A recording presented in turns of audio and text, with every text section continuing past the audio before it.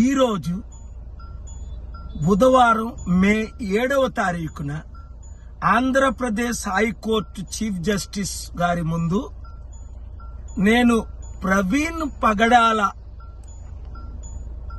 గురించి repost mortem చేయమని, సత్యాలు బయటకు వచ్చేటట్టు మరొకసారి ఇన్వెస్టిగేషన్ సిబిఐ ద్వారా చేయమని వాదనలు వినిపించాను. కానీ చాలా తక్కువ టైం ఇచ్చారు.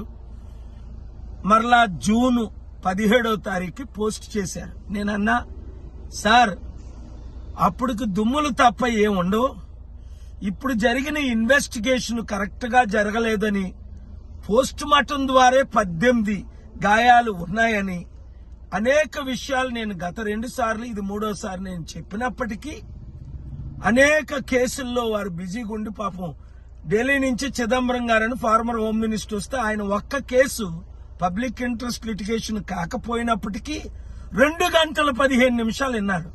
కానీ ప్రవీణ్ పగడాల కేసు గురించి 5 నిమిషాలు కూడా సమయం లేదు.